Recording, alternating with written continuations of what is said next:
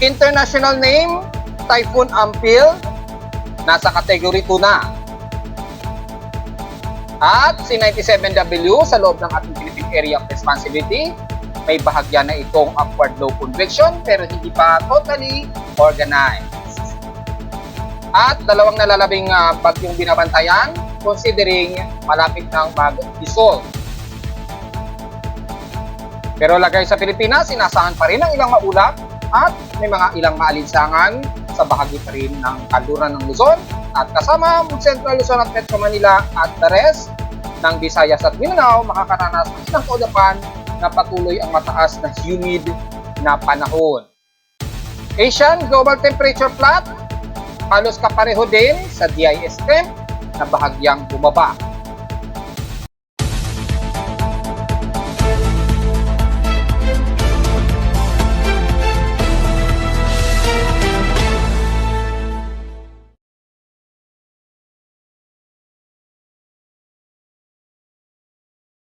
Hello, good morning mga folks. Welcome po muli sa ating Daily Weather Bulletin at Analysis para sa araw ng Huwebes, August 15, 2024. Ang oras natin po sa may maga ay alas 11:24 na maga. Patuloy pa rin tayo makakaranas ng humid o maalinsang ang panahon kasama na ang Metro Manila ang kalahatig ng bahagi ng Central Luzon, Southern Luzon at ilang bahagi sa may Visayas at Mindanao. At makikita ang ilang pagkulog at pagkilat sa iba't ibang panig ng Luzon pero kalimitan sa may baybay nito ng West at Eastern Luzon. Pero the rest ng bahagi ng bansa ay magiging klaro ang himpapawid, maaraw at maalinsangan pa rin ang tuloy-tuloy nating panahon at inasahan this coming weekend mararamdaman yan mga folks. Sa current conditions, overcast po tayo, gloomy, haze at few clouds ang umiiral sa amin sa Caloocan. So inasahan na maaraw din sa iba't ibang panig ng Metro Manila at kung titingnan sa live CCTV snapshots, ang makikita po na ito na maaraw po sa amin pero may mga ilang partly cloudy at gloomy pa rin ang ipinapakita sa amin. So expected yan, so huwag masyado magbibilad na expected na umaabot sa 10 UV index ang ating tinding sikat ng araw or 721 watts per cubic meter ang tindi ng sikat ng araw.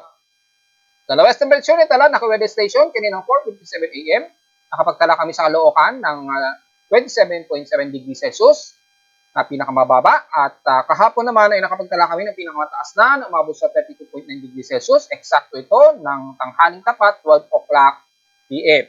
Meaning, medyo mataas ang ating heat index pa rin at 46 degrees Celsius na nasa pasok sa pinaka-danger level na init pandama.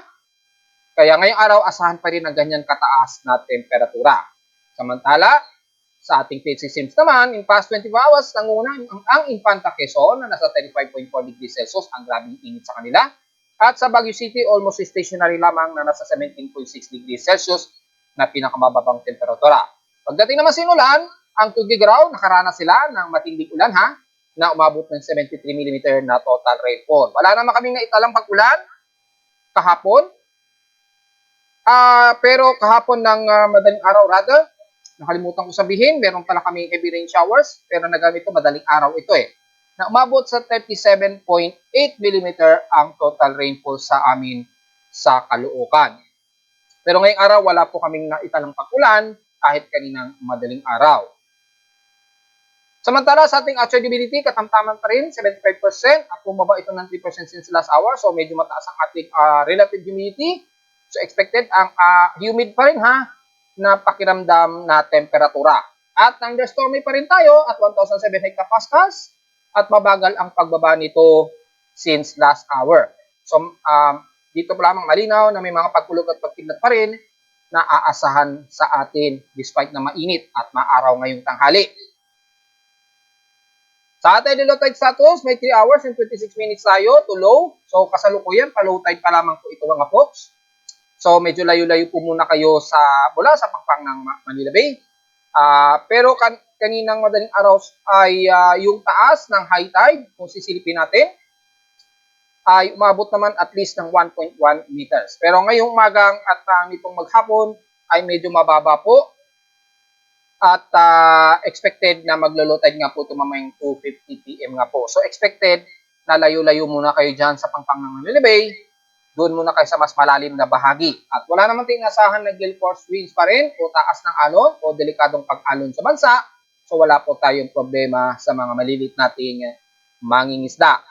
Moderate po ang ating air quality na nasa 54 index. So magmas po tayo sa mga sensitibong mga babaga. Nasa 13.52 micrograms per cubic meter ang ating air pollution concentration. Sa Almanac, sumikat ang haring araw kaninang 5:42 AM, nasang lulubog ito mamayang 6:18 PM. At ang ating 76 illuminated o 76% illuminated ng waxing gibbous, sisikat naman ito mamayang 2:22 PM na po, mamayang hapon. At kinabukasan na ng madaling araw naman ito ng 1:43 AM lulubog. So malapit na po ang mag-full moon. Expected to by bandang Monday na ang pinaka full moon nito. Mga alas 7, mga bandang alas 7 na po ang exact full moon nito or 18:26 UTC by August 19, 2024 ito. According dito sa ating chart ng Almanac.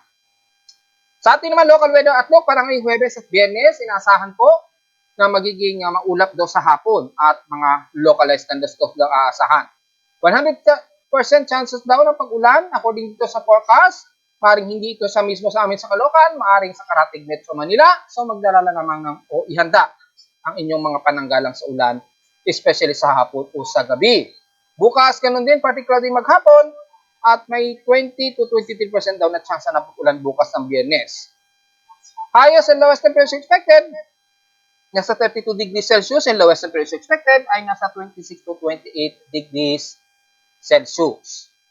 So, diretso agad tayo sa ginagamit na satellite imagery. Makita po sa ating infrared heavy rain potential ay wala naman tayo nakikitaan masyadong heavy rain potential sa bidibang panig ng bansa. Pero may mga maliit na tsansa sa mahilagang kanluran ng Luzon. Well, makikita naman natin yung hahatak pa rin sa monsoon trough mula kay Bagyong Ampil. At malakas pa rin itong nahahatak ang ilang habagat dito sa may extreme Northern Luzon. Yung inflow ng hatak dito ay malakas pa rin na nagbubunsod ng maulap na himpapurin sa bahagi pa rin ng kanluran ng Luzon at ilang parte sa Silangan. Kaya magdudulot pa rin ng mga localized thunderstorms po dyan mga folks ha. Kabilang na ang Batanes, Cook Islands at most of Ilocos Norte, Ilocos Sur hanggang La Union na po yan at Pangasinan area. Yung ilang surface dyan makakaranas po ng ilang localized thunderstorms, especially po sa hapon o sa gabi. Hindi naman malakas yung hatak sa habagat. Makikita natin, manipis lamang ito o mahinang habagat pa rin o southwest relief.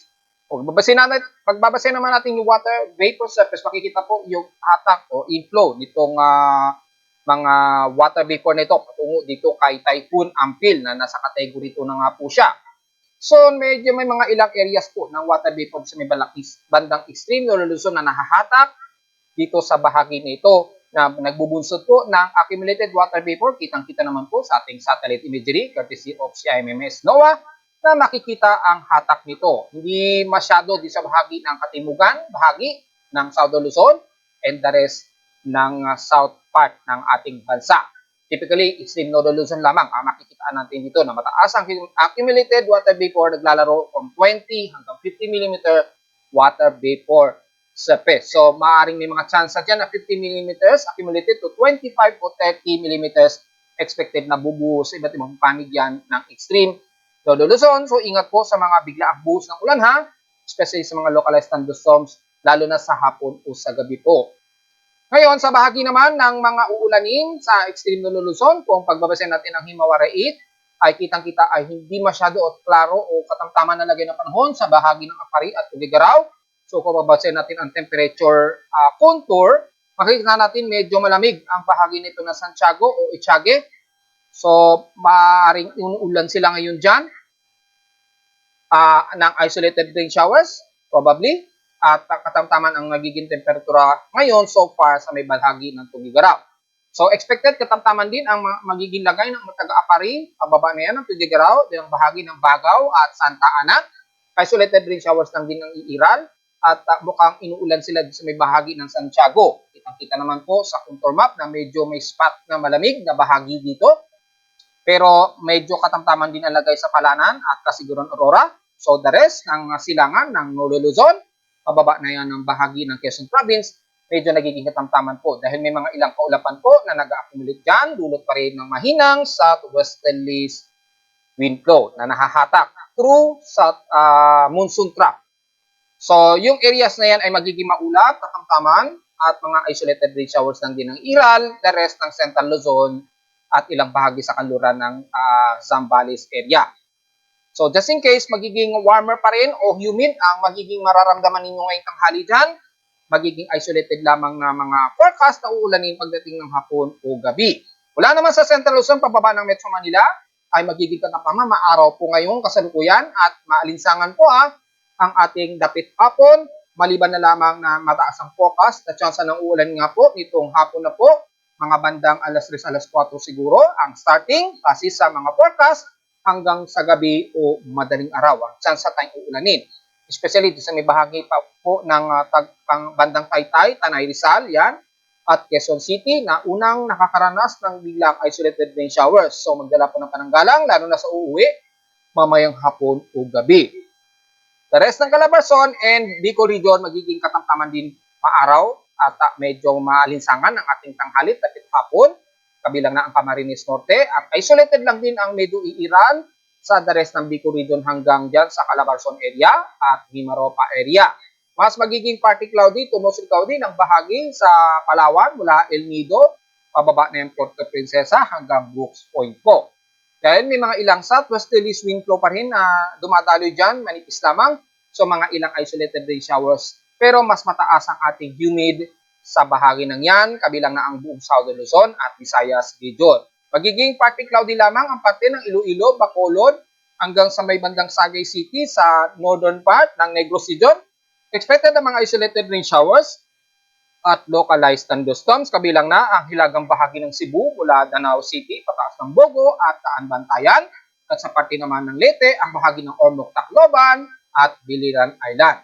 The rest naman ng Eastern Visayas sa may Eastern Samar region ay mas dama ang partly cloudy at medyo overcasting gloomy dyan sa bahagi ng Gamay, pababa ng Oras, at Chetek hanggang sa bandang Borongan City, Eastern Samar.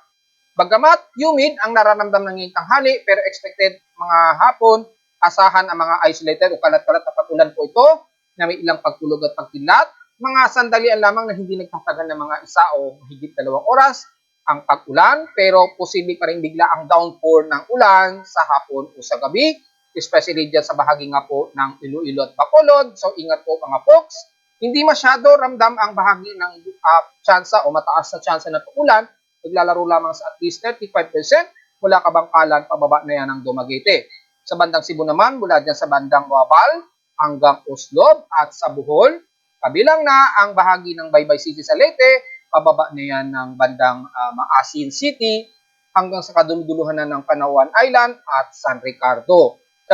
Bahagi naman ng Mindanao, almost buong parte ng Mindanao area, magiging kanok naman maaraw at balinsangan ng ating panahon.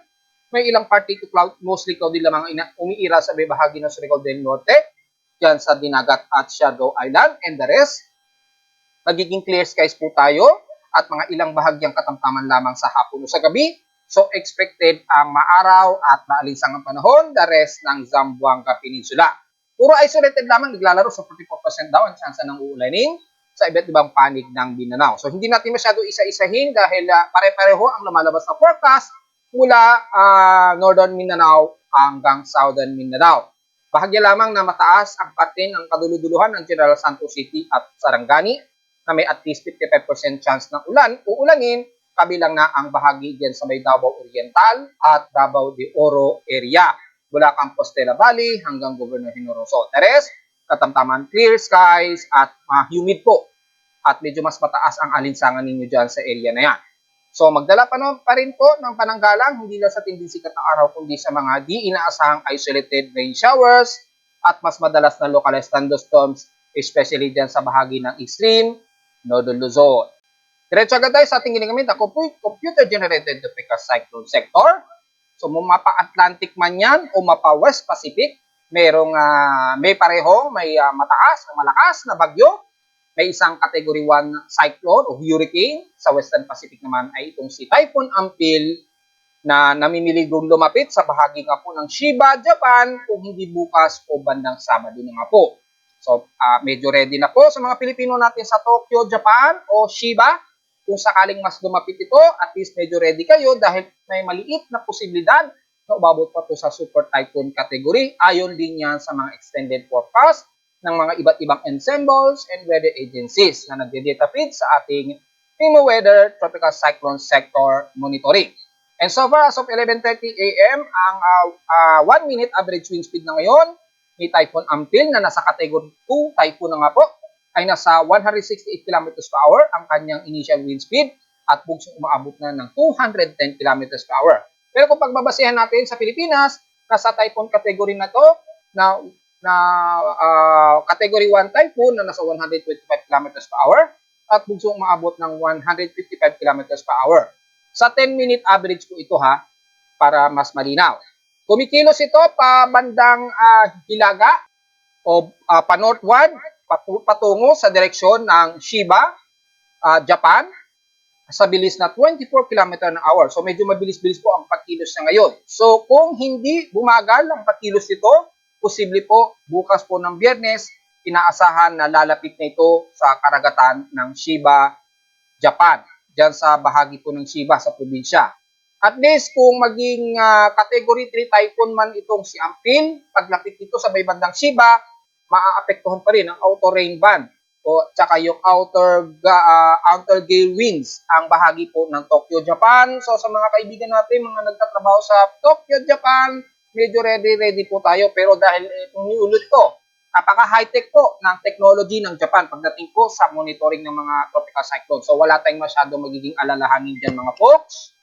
Pero ganun pa man, kahit gaano ka-high-tech ang technology natin, at kung ganito naman kalakas ang magiging lakas ng bagyo, mananatili pa nitong mag-iingat at maging ready po sa anumang posibilidad na mangyari. Dahil destructive po ang magiging bagyong itong si Typhoon Ampil, oras na umabot ng Category 3. At kung masama, aabot pa. O may maliit na chance pa nga itong umabot ng Super Typhoon category nga po paglapit dito sa may bandang Shiba. So medyo ready pa rin tayo mga folks. At so far ay nandito na ito sa may kung susukatin natin ha para malaman natin sa mga kung susukatin natin ang layo mula sa pinaka Shiba o Kobanashi dito sa may bandang Shiba, Japan o malapit sa Yokohama, Japan. So halos malapit ang Tokyo, Japan dyan, which is ang pinaka-sentro o yung tinatawag nating pinaka-Metro Manila ng Japan. Kung baga, ay nasa layong 663 km south o southeast. Southeast na ito ng bandang Yokohama o Chiba, Japan. So malapit-lapit na po siya. At kung hindi magbago ang kanyang bilis na 24 km an hour, posible makabukas na po ng umaga. Lalapit na yan sa bahagi nga po ng bandang Shiba, Japan. Wala pa namang nakikitaan ayon sa ating extended track forecast na ito ay direktang lalandfall sa may bahagi ng Yokohama o Shiba, Japan, pero lalapit ito sa bahagi man lang ng baybay ng Chiba. Kung maaari baka Biyernes na po ito ng hapon o gabi, according dito, lalapit ito sa may bahagi nga po ng mas malapit o pinakamalapit dito na sa may bandang Choshi o Kamisu sa may bandang east ng Tokyo ito or ng east ng Chiba, Japan. So according sa ating extended forecast. So marami kasi tayong mga Pilipino na nagtatrabaho sa Japan kaya binibigyan natin ng mas magandang detalye para makapag-prepare ang mga kababayan natin dyan sa bahagi ng Tokyo o ng Chiba, Japan. Dahil pinaka-sentro kasi ng kalakalan yan. So approximate kung magbabasehan natin ang forecast track mula sa ating TC track converted sa oras natin sa Pilipinas, mga Biyernes nga daw po ito ng hapon o gabi. Ito'y lalapit nga po na sa may bandang east o bandang southeast nga po ng dito sa may bandang Choshi o Kamisu. Sakop pa rin yan ng Chiba, Japan. Yun. So, yun po depende sa magiging bilis ng kilos niya. Kung sakaling mas bumagal siya, maaring madelay po ang oras niyang pag-arrival niya ng bukas ng gabi. So, baka umabot pa ng ng Sabado ng madaling araw kung bumagal ang kilos niya. Pero kung hindi nagbago, posibleng by hapon po o bukas ng hapon o gabi, inaasang lalapit nito sa may bandang Shiba, Japan.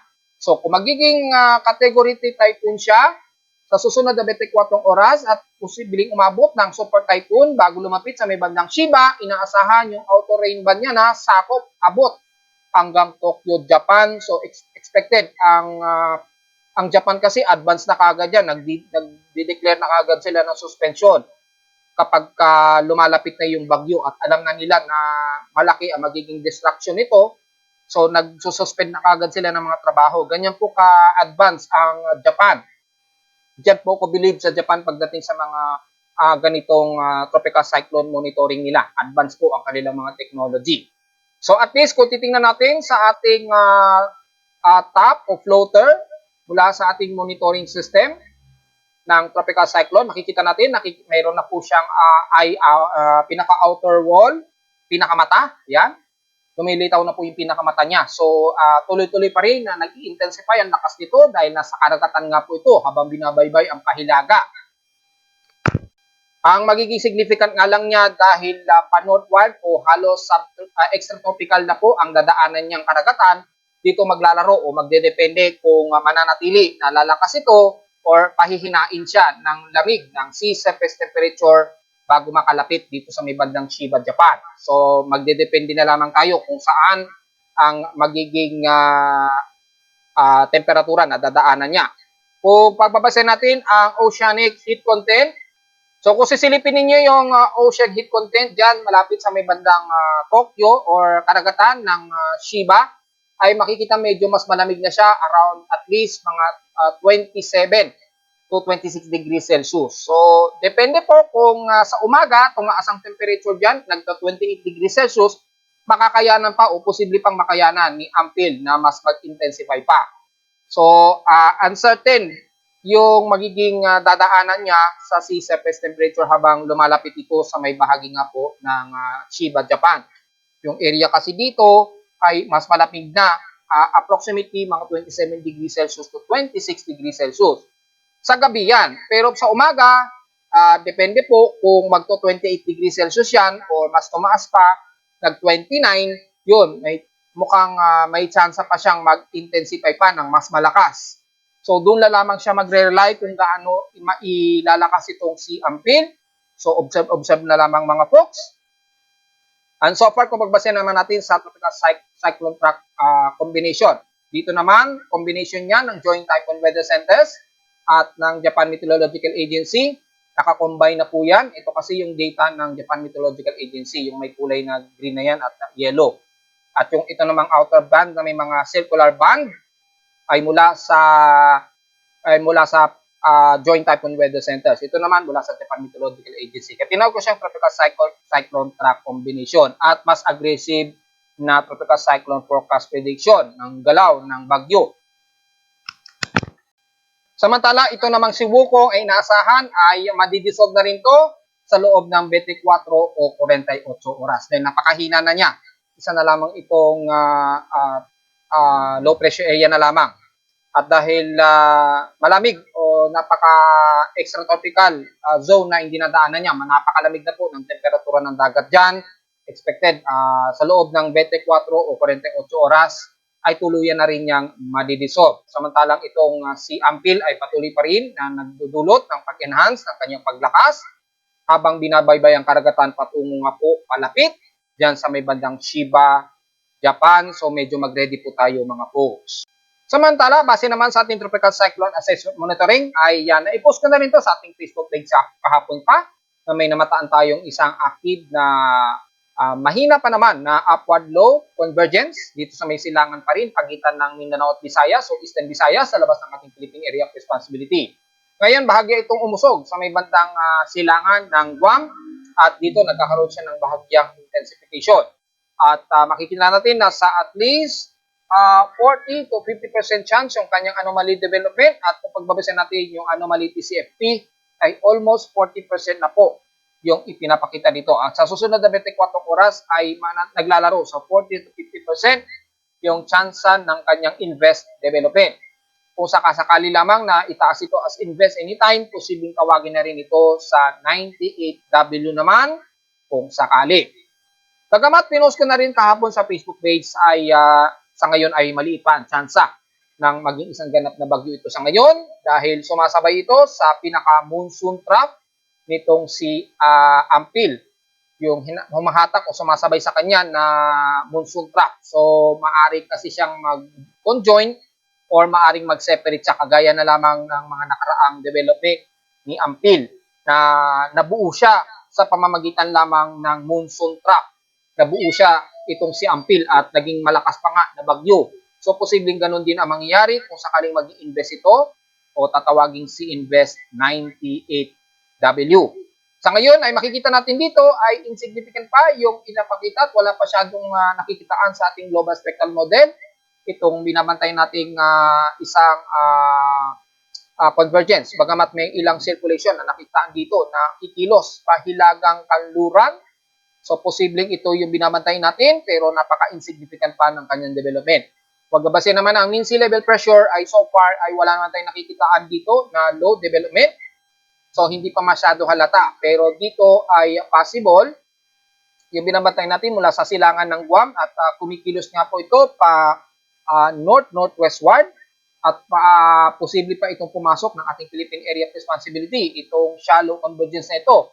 Just in case mag-i-invest yan, ay kung titingnan dito sa animation, nagkaroon pa siya ng shallow circulation. So, tingnan natin kung mag-i-invest yan o magiging ganap na invest, babantayin natin dahil ang approximate o forecast run naman ito hanggang next Monday na po ng August 19 to August 20, 2024 po ang extended forecast nito. So, medyo hindi pa masyado certain kung tuluyan itong magiging isang ganap na bagyo. Pero sa ngayon, ang nakikita lamang natin base sa kanyang West Pacific Basin Anomaly ay may maliit na tsansang itaas ito as Invest 98W. Pero yung magiging ganap na bagyo, napakaliit pa ang tsansa sa ngayon, mga folks. At kung pagbabasin naman natin yung mean winds na ating minomonitor na convergence o shallow convergence, nandito na sa may bandang silangan na po ng Guam.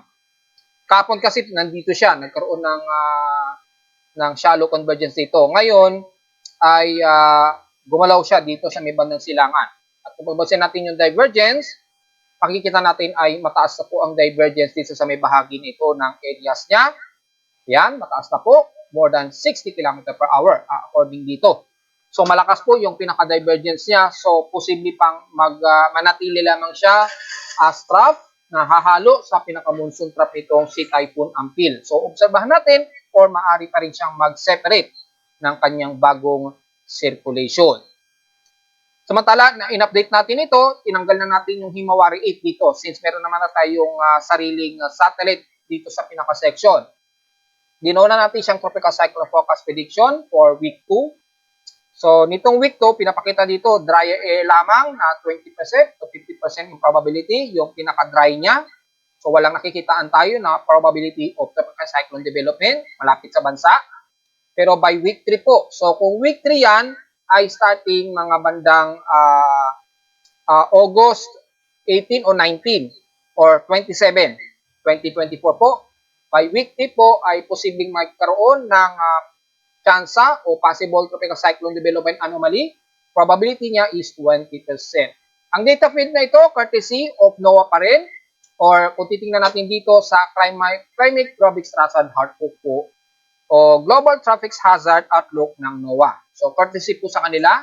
At least nakagawa tayo ng sariling program. At least meron tayong initial reference from Global Traffic Hazard, experimental, at meron din tayong actual gamit ang Google Maps. At least, mas detalye natin nakikita yung pinaka-shade kung saan umaabot. So, kapag nangyari yan, yung probability na yan, kasabay ng probability na may 50% na mataas o above average rainfall, na 50% chance po yung area na yan. So, makikita natin, kasama na ang buong Northwestern Luzon, pababa ng buong Southern Luzon, Visayas, at Mindanao na makakaranas ng probability na mataas na uulanin o above average rainfall just in case. Maaaring dahil dito sa posibleng may mabubuo ng mga bagyo sa loob at labas ng ating Philippine Area of Responsibility. Yang lawak na yan, ibig sabihin, kung may mabubuong low pressure area dito, pwede dito ang direction niya, pwede dito, pwede rito, o pwede dito ang galaw niya. So, napakalawak ng area na probability na may mabubuong tropical cyclone o tropical wave base sa area na to na initial ng tropical cyclone forecast by week 3. So, malamang katapusan na po yan ng August. Posibleng may mabuong panibagong bagyo na which is magtatraverse nga daw dito sa atin sa bansa. Kung pagbabasa naman natin ang ating computer models, at makikita natin ay wala pang significant na pinapakita dito mula kay ECMWF. Kay GFS so far, walang latest feed, wala kay GFS pa na ipinapakita dito mga folks. Kung titingnan natin, so mukhang walang update data si GFS. Pero si ECMWF meron po at makikita natin ay yung pinaka-track niya ay si Ampil lamang ang nakikita natin na lalapit nga po ng Chiba at wala tayong inaasahan na may mamamataan na sama ng panahon hanggang August 19 nga po, 2024 according dito. Pero babantayin pa rin natin yung binabantayin nating bagong low pressure area na si 97W dito sa loob ng ating Philippine Area of Responsibility. Dahil nga po ay meron ng upward low convection siya, which is binalitan natin kani-kaninang konti. Kay NABGEM naman, so far wala tayong inaasahan pa rin na sama ng panahon. According dito, wala nang ipinapakita bukod kay Ampil. Yan, so hindi pinapakitaan dito ng forecast itong si 97W. So medyo insignificant yung mga forecast ngayon.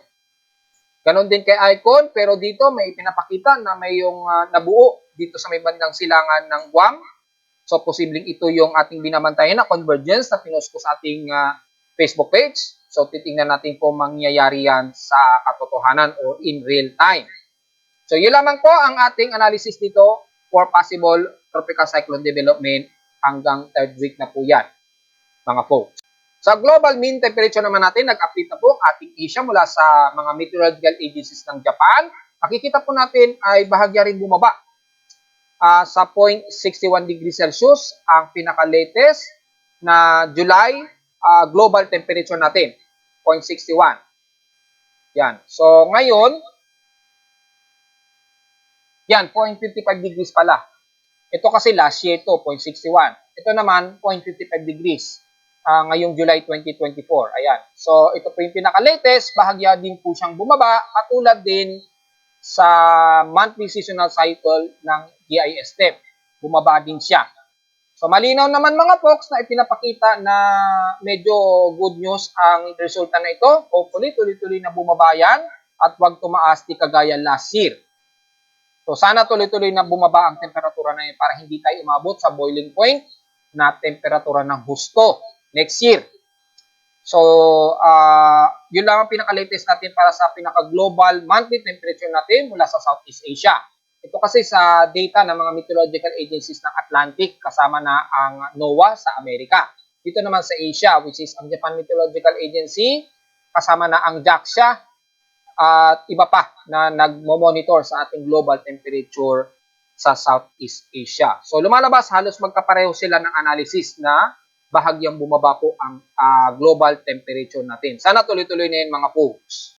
At narito naman natin 3-day weather forecast para sa araw ng Huwebes, August 15, 2024.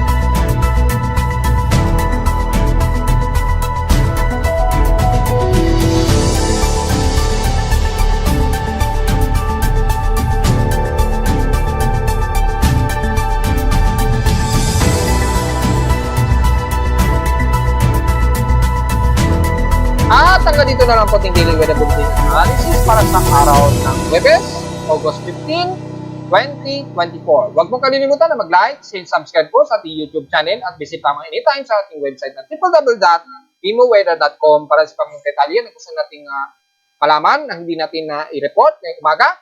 At visit lamang din sa ating website para sa lagay ng ating binamatayan na low pressure area na si Invest 97W sa loob ng ating PAR. So far ay maliit pa ang tsansa niya, pero manatili nating babantayin yan ha mga folks, lalo na sa ating pinupost na bagong convergence. At visit lamang din sa aking website, lalo na sa dashboard para sa gusto malaman ang dynamic events mula sa data mismo sa aking weather station sa Caloocan at sa data page mula sa iba't ibang weather agencies. Maraming salamat po mga folks at magandang araw po sa ating lahat.